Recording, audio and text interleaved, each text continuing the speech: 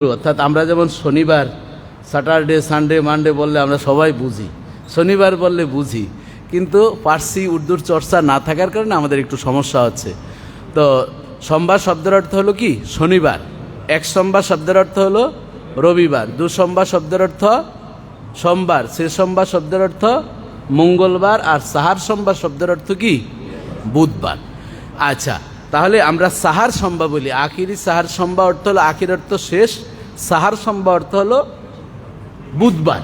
তাহলে শেষ বুধবার। এখন শেষ বুধবারটা কোন শেষ বুধবার?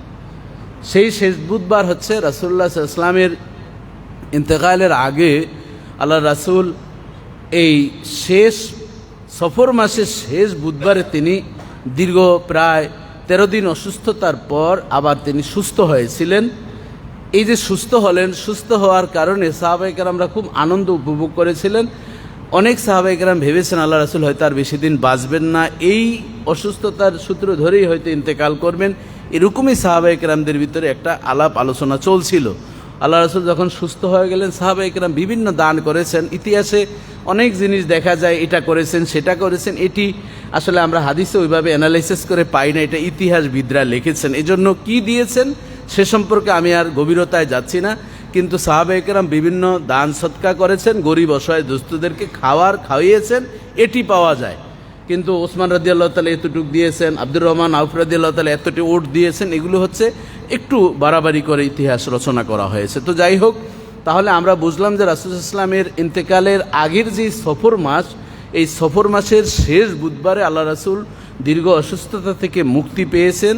সেই মুক্তির দিবসটা ছিল বুধবার। সেটাকে পার্সি ভাষায়, উর্দু ভাষায় সাহার সম্বা বলা হয়। আর আমাদের কাছে পরিচিত আখেরি সাহার সম্বা, অর্থাৎ সফর মাসের শেষ বুধবার, যেটা আল্লাহ রাসূল অসুস্থতা থেকে মুক্তি পেয়েছেন, সেভাবেই আমরা এই দিবসটাকে একটু গুরুত্বের সাথে আলোচনা করে থাকি।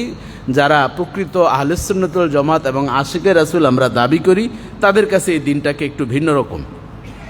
তো সম্মানিত সুধী, অসুস্থতার সূত্রপাত হলো আল্লাহ রাসূলের ইন্তেকালের 6 মাস আগে, যখন রমজান 10ম হিজরি চলছে, রমজান মাস আসলো। রাসূলুল্লাহ সাল্লাল্লাহু আলাইহি ওয়াসাল্লাম হঠাৎ জিবরাইল আমিন আলাইহিস সালাম আসলেন। প্রতি রমজানে জিবরাইল আমিন আলাইহিস সালাম ইউদারিসুল কোরআন, তিনি আল্লাহ রাসূলকে দর্স দিতেন। দর্স বলতে যেমন আমরা এই যে হাফেজ যারা, তাদের থেকে ওস্তাদ বলে যে শোনায়, বিভিন্ন জায়গায় যে তাদের শুনানি হয়, পড়া, তাদের ইয়াদ কেমন আছে, এই বিষয়গুলো শুনানির জন্য এক জায়গা থেকে আরেক প্রতিষ্ঠানে যায়। জিবরাইল আমিন আলাইহিস সালাম আল্লাহ রাসূলকে এই প্রতি রমজানে এসে এক খতম কোরআন জিবরাইল আলাইহিস সালাম তেলাওয়াত করে রাসূল সাল্লামকে শোনাতেন। আল্লাহ রাসূল জিবরাইল কি পড়ছেন সেটা ভুল হয় কি না, অর্থাৎ কোনো জায়গায় রেখে যাচ্ছেন কি না, পরীক্ষা নিরীক্ষা করতেন। এতে আল্লাহ রাসূলের চর্চা হতো। আবার আল্লাহ রাসূলুল্লাহ সাল্লাল্লাহু আলাইহি ওয়াসাল্লাম আবার জিবরাইল আলাইহিস সালামকে শোনাতেন। এই জন্য ইউদারিসু শব্দের অর্থ হচ্ছে পরস্পর একজন আরেকজনকে শোনানো। কিন্তু ইন্তেকালের পূর্বের যে রমজান ছিল, এই রমজানটা ছিল ভিন্ন। জিবরাইল আলাইহিস সালাম আল্লাহ রাসূলকে 2 বার 2 খতম শুনিয়েছেন, এবং আল্লাহ রাসূলও 2 খতম জিবরাইল আলাইহিস সালামকে শোনালেন। এবং প্রতি রমজানে আল্লাহ রাসূল, আমরা যেমন রমজানের শেষ দশকে ইতিকাফ করে থাকি, কিন্তু ইন্তেকালের আগের যে রমজান ছিল, সেই রমজানে রাসূল সাল্লাল্লাহু আলাইহি ওয়াসাল্লাম 20 দিন ইতিকাফ করেছিলেন। অর্থাৎ তিনি আল্লাহমুখী জীবনযাপন করেছেন।